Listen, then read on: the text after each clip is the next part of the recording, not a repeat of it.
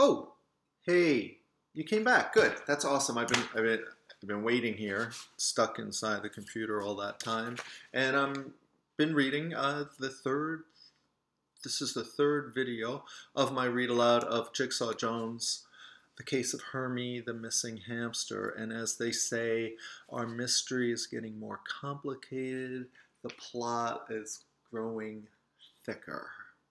Jigsaw and Mila have learned some things about snakes, and they are zeroing in on a prime suspect. Meanwhile, in this next part, another clue will be introduced. I don't know if you're going to catch on to that or not. The thing with mysteries is that readers have to pay real strict attention to what's going on. Little details pile up. And that's when you sort of go, I wonder what's going on here.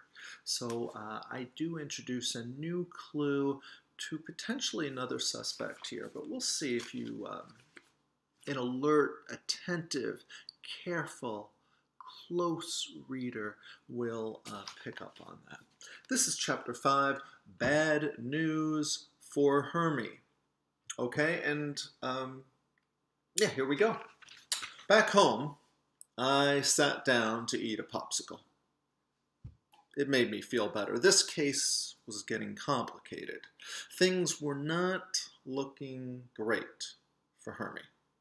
Plus, I couldn't stop thinking about those rabbits. Somehow, eating a mouse seemed okay, but a bunny? Oh, brother, just the thought of it made my stomach hurt. Where was Mila? She should have been here by now. But if you put a book in front of Mila, she might never look up. Suddenly, I heard a voice. Earth to Jigsaw, can you hear me? Mom, I cried, I'm not... I've misread that. Earth to Theodore, can you hear me? Mom, I cried, I am not Theodore. I'm Jigsaw Jones, and I'm working on a very important case. I see, my mom answered. Well, Mr. Jigsaw Jones, she said, how about working on that room of yours? It's a disaster. Can't, I explained. Things to do. Mysteries to solve. My mom put her hands on her hips. Maybe I'm not being clear, she said. I wasn't asking. I was telling. And now I'm exclaiming, clean your room now. So, she wanted to play tough. I decided to hide out in my room for a while. Sorry, but cleaning a room was no job for the world's greatest second-grade detective. Somewhere out there, a little hamster was depending on me, a little furry guy without a friend in the world. Maybe he was lost. Maybe he was stolen. Maybe he was lunch. There was no time for putting away Legos. I pulled out my detective journal and reviewed the facts of the case. I listed all the key words. Hermie, wingnut, mystery, missing, boa, python, world of reptiles, and Jake. I put the words in ABC order. It wasn't easy. Miss Gleason said I needed to practice my ABC order. My list looked like this. And it's a long list there. Boa, Hermie, Jake, missing, mystery, python, wingnut, world of reptiles. ABC order isn't that hard, except I sometimes get mixed up the M and the N. That's because whoever made up the alphabet got it all wrong. N should be first, then M. I mean, look at it this way. If you want to build an M, you start with an N. Then you just draw another line. But you can't draw an M without an N. Already waiting there. That's why I think the alphabet is inside out. Yeah. But try telling that to Miss Gleason. Bring! It was the doorbell. I'll get it, I yelled. I raced to the door. It was Mila. She had 3 books in her arms, and she looked worried. Mila set the books down on our kitchen table. She wasn't humming. That meant bad news. I've been reading about snakes, she told me. Look what I found. She opened a book to a picture of a snake. It had a mouse in its mouth. Correction, it had half a mouse in its mouth. The other half had already been swallowed. This snake is a rosy boa, Mila said. The same kind of snake that Jake owns. Are they poisonous? I asked. No. Boas and pythons are in the constrictor family, Mila explained. She flipped through the pages of a book called Killer Snakes. Mila began reading out loud. Constrictors kill their prey by wrapping their bodies around them and squeezing. They squeeze until the victim stops breathing. They swallow their victims whole. Those constrictors remind me of my Aunt Harriet, I told Mila. My brother Billy calls her the anaconda. When Aunt Harriet comes to visit, she can hug the life out of you. I hugged myself and squeezed tight. Then I made all sorts of disgusting choking sounds. And I fell on the floor, dead. Here's the picture.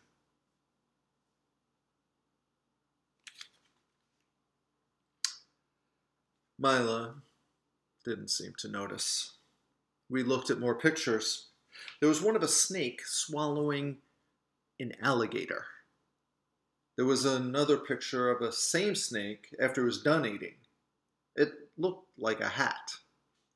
I took out my markers and drew a picture in my detective journal. It looked like this. I'll show you this. Here's Jigsaw's version of that. Snake that looks like a hat, kind of. Mila said, these snakes are giant pythons. They live in jungles in Africa and Asia. Jake's snake is a lot smaller. I put my markers away. Maybe Jake's snake is different. Maybe it doesn't eat mice. Maybe it just eats pizza or pretzels or something like that. Maybe, Mila said doubtfully. But we still don't know if the snake had opportunity. Opportunity? I asked. Yes, opportunity, Mila repeated. We don't know if the snake could have gotten to Hermie's cage. I stood up. Then we better go, I said. Go? She asked. Yeah, I said. Let's visit the scene of crime. Chapter 6, Wingnut's room. We had to ring the bell 3 times before Mrs. O'Brien answered the door. She had the handle of a big vacuum cleaner in her hand. Hello, Jigsaw. Hello, Mila. She smiled. Have you been ringing long? Miss O'Brien wiped her forehead with the back of her hand. This new vacuum cleaner is so loud, I can't hear a thing. Wingnut appeared at the door. We followed him into his room. It was spotless. Sorry about the room, he apologized. My mom just brought a super powerful vacuum cleaner. She's been cleaning for days, so don't leave anything lying around. She might suck it up. Yeesh. Wingnut's room gave me the creeps. It was clean, all right. Too clean. Everything was neat. Books were neatly piled on the shelves. Toys were neatly put away. Even the floor was neat. How can a guy live like that? It just wasn't normal. Mila walked over to the hamster cage. It was on a low shelf about knee-high. One hamster lay curled up in the corner. That's Sammy, Wingnut said. He's sleeping. Hamsters mostly sleep all day. They like to run around at night. Choo! Mila sneezed. Bless you, I said. And here's that picture. Mila sneezing, right? The cage looked like a fish tank, except it didn't have water in it and no fish. It had a wire roof. Mila poked at it. The roof moved a little, but not much. I doubted that a hamster could get through a hole that small. Do you always keep the lid on? I asked. Yes, Wingnut said. I'm really careful about it. One night after cleaning the cage, I forgot to put it back. Hermie escaped. We didn't find him for 2 whole days. Mila sneezed and sneezed again. I got tired of saying bless you all the time, but like my dad says, having manners is a full-time job, even if you have to say the same thing over and over again. I tried to imagine what it would be like to eat a hamster. Mila and Wingnut watched as I slithered on the ground. I flicked my tongue into the air. I looked at Sammy in the cage. Yuck. I was glad that I wasn't a snake. I'd rather eat pizza. Where is the snake? Mila asked. She looked at me, crawling on the floor. The real one? She added. Across the hall, Wingnut answered. In Jake's room. Can we see it? She asked. Sure, I don't think Jake's home, Wingnut said. I don't know, I said. Teenagers don't like people in their rooms. Oh, come on, Wingnut said. It's no big deal. Jake's door had a sign on it. It said, The Snake Pit. Death to all who enter. Wingnut knocked. No one answered. Wingnut slowly pushed the door open. We stepped inside.